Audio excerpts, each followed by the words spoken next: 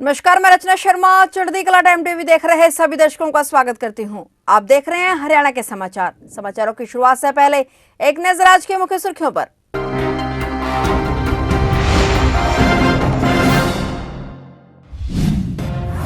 चुनाव से पहले हरियाणा में मंदिरों के लिए कानून, कम हिंदुओं वाले गांवों में मंदिर की देखरेख करेगी सरकार। 22 में से ऐसे 12 जिले। अब तक 1214 ग्राम पंचायतों वार्डों में पहुंची संकल्प यात्रा। विकसित भारत संकल्प यात्रा में 6,25,000 लोगों ने की भागीदारी। आयुष्मान चिरायु योजना में प्राप्त हुए 27,000 नए आवेदन। राम रहीम की फरलो हुई पूरी, आज फिर सलाखों के पीछे पहुंच रहा राम रहीम। 12वीं बार आया था जेल से बाहर, पुलिस ने बढ़ाई सतर्कता।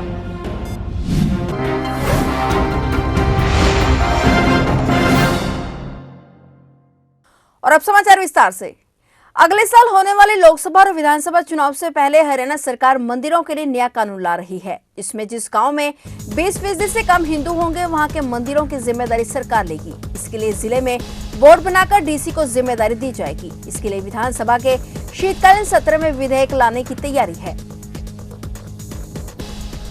भारत को विकसित राष्ट्र बनाने के उद्देश्य से देश भर में जारी विकसित भारत संकल्प यात्रा हरियाणा में अब तक 1214 ग्राम पंचायतों और वार्डों को कवर कर चुकी है, जिसमें 6,25,000 से ज्यादा लोगों ने अपनी भागीदारी सुनिश्चित की है। मुख्यमंत्री मनोहर लाल के प्रयासों से विकसित भारत संकल्प यात्रा को जनसंवाद के साथ जोड़ने से नागरिकों में भारी उत्साह देखने को मिल रहा है। उन्हें मौके पर ही योजनाओं का लाभ देने के साथ साथ उनकी समस्याओं का भी निदान किया जा रहा है। हरियाणा में 30 नवंबर को शुरू हुई विकसित भारत संकल्प यात्रा जनसंवाद कार्यक्रम को 13 दिन हो चुके हैं और आज 14वां दिन है। लोग केंद्र और राज्य सरकार की कल्याणकारी नीतियों और योजनाओं को अपार समर्थन भी दे रहे हैं। 14वें दिन भी 141 ग्राम पंचायतों और वार्डों में विभिन्न कार्यक्रम आयोजित किए गए, जिसमें 78,000 से ज्यादा लोगों ने हिस्सा लिया। यात्रा के दौरान स्वास्थ्य सेवाओं के प्रति नागरिकों में जागरूकता देखने को मिल रही है। मनोहर सरकार अंत्योदय दर्शन के अनुरूप समाज के अंतिम पायदान पर खड़े अंतिम व्यक्ति के उत्थान के सिद्धांत पर कार्य कर रही है। इस उद्देश्य के लिए अलग से सेवा विभाग बनाया गया है। विकसित भारत संकल्प यात्रा जनसंवाद कार्यक्रम के तहत विभाग द्वारा लगाए गए कैंपों में 32,000 लोगों की काउंसलिंग की गई और उन्हें विभिन्न योजना और स्वरोजगार हेतु वित्तीय सहायता के संबंध में जानकारी दी गई। अधिकतर लोगों को बैंकों के माध्यम से ऋण उपलब्ध करवाया गया है। इस कार्यक्रम का मुख्य उद्देश्य जो हरियाणा सरकार की और केंद्र सरकार की विभिन्न योजनाएं हैं, उन योजनाओं का लाभ जन जन तक पहुंचे, हर घर तक पहुंचे, ये सुनिश्चित करना है। और इसी के अंतर्गत सभी विभाग जिस गांव में भी ये यात्रा जाती है उस यात्रा का स्वागत करते हैं और सभी विभाग उसमें अपने कैंप लगाकर बेनिफिशरीज को आइडेंटिफाई करके जो भी लाभार्थी किसी भी सरकारी योजना से वंचित रह गए हैं उनको मौके पर ही लाभ उपलब्ध करवाया जाता है, योजना का लाभ दिया जाता है। और जो बेनिफिशरी इसमें पहले योजना का लाभ ले चुके हैं उनसे बातचीत करके उनकी एक्सपीरियंस और फीडबैक प्राप्त किया जाता है।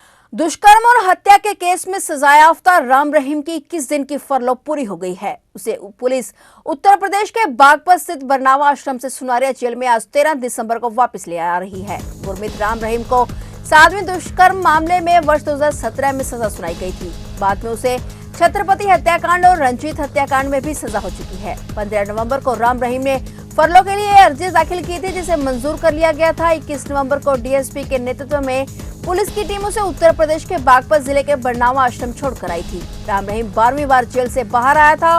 वहीं इससे पहले राम रहीम की वापसी को लेकर जेल अधीक्षक ने जेल की आंतरिक सुरक्षा का जायजा लिया, जबकि बाहर शिवाजी कॉलोनी थाना पुलिस ने सतर्कता बढ़ा दी है।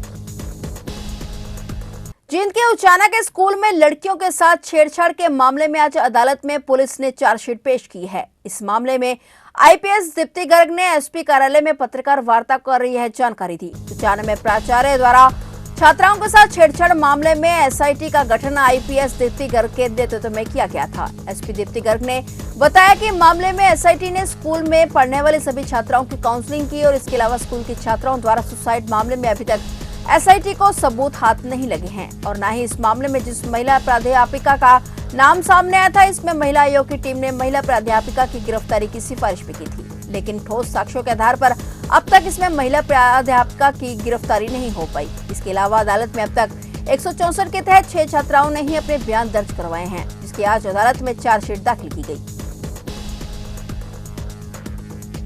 भ्रष्टाचार के खिलाफ लगातार चलाए जा रहे अभियान के तहत हरियाणा एंटी करप्शन ब्यूरो की गुरुग्राम टीम द्वारा गेल कंपनी के सुपरवाइजर नरेंद्र को 2 लाख रुपए की रिश्वत लेते हुए रंगे हाथों गिरफ्तार किया गया। एंटी करप्शन ब्यूरो की टीम ने सूचना के आधार पर आरोपी को पकड़ने के लिए योजना बनाई और उसे रिश्वत लेते हुए रंगे हाथों पकड़ने में सफलता हासिल की। आरोपी सुपरवाइजर नरेंद्र ने भूमि के जिस हिस्से में गैस पाइपलाइन पहले से गुजर रही थी, वहां से बिजली की लाइन बिछाने की उसमें शिकायतकर्ता से 5 लाख रुपए की रिश्वत की मांग की थी। इसमें से 2 लाख रुपए की राशि लेते हुए आरोपी को रंगे हाथों गिरफ्तार कर लिया गया। यह पूरी कार्रवाई पूरी पारदर्शिता बरतते हुए निष्पक्ष रूप से की गई। इस मामले में आरोपी के खिलाफ गुरुग्राम के anti corruption bureau police station में मामला दर्ज करते हुए उसकी गिरफ्तारी की गई। एंटी करप्शन ब्यूरो की टीम द्वारा सभी आवश्यक सबूत जुटाते हुए मामले की जांच की जा रही है।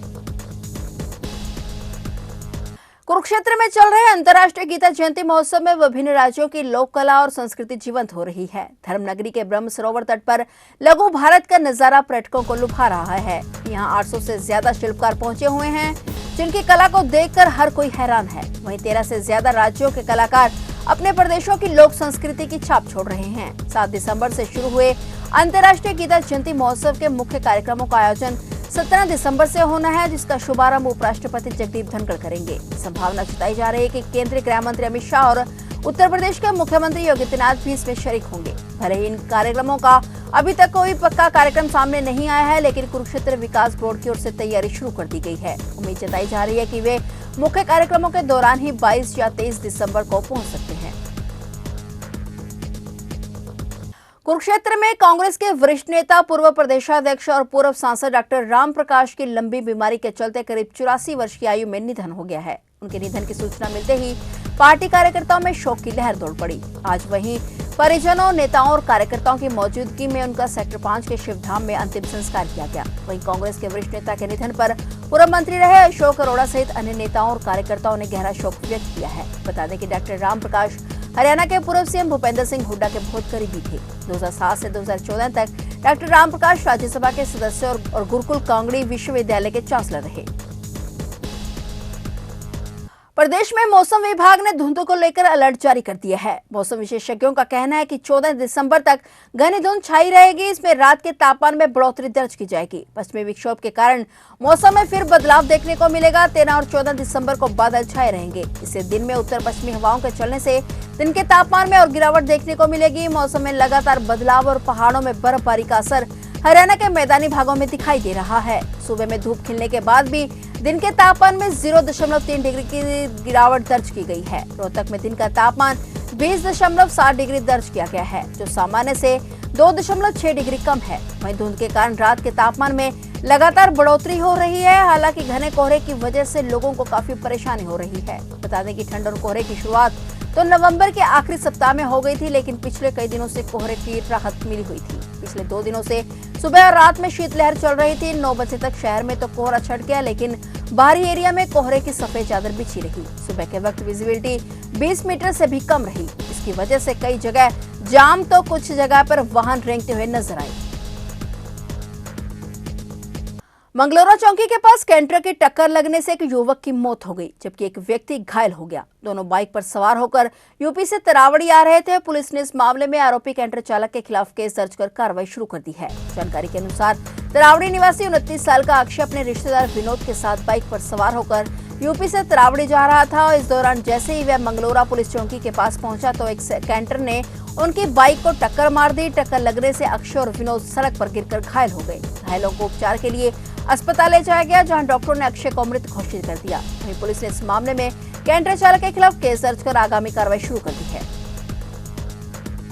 नशे से आजादी मुहिम के तहत समाज को नशा मुक्त करने के उद्देश्य से एसपी उपासना के निर्देशानुसार चलाई जा रही मुहिम तहत पुलिस टीम द्वारा आए दिन कैथल जिले में आमजन को नशे के दुष्परिणामों के बारे में लगातार जागरूक किया जा रहा है। नशा मुक्त हरियाणा मुहिम के तहत जाट ग्राउंड कैथल में एक रेस प्रतियोगिता का आयोजन करवाया गया, जिसमें लड़के लड़कियों ने रेस लगाकर नशा न करने का संदेश दिया। यह आयोजन रमन और रिंग्स अस्पताल कैथल द्वारा पुलिस के सहयोग से करवाया गया। इस दौरान लड़के लड़कियों की 100 मीटर, 400 मीटर, 800 मीटर और 1600 मीटर की रेस हुई। रेस में अव्वल रहे प्रतिभागियों को सम्मानित किया गया। इस दौरान तहसीलदार कैथल अनिल विडान द्वारा नशा न करने का संदेश देते हुए मौजूद आमजन और स्कूली बच्चों को नशा न करने की शपथ दिलवाई गई।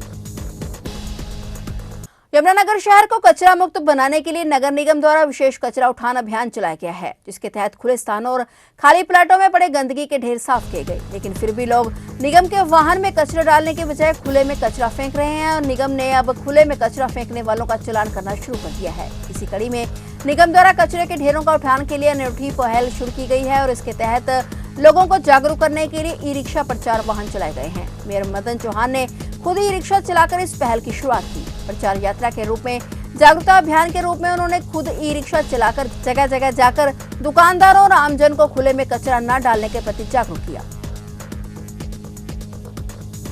फिलहाल हरियाणा के समाचारों में इतना ही और नए समाचारों के साथ फिर से हाजिर होंगे। तब तक के लिए देखते रहिए चढ़ती कला टाइम टीवी और मुझे दीजिए इजाजत। धन्यवाद।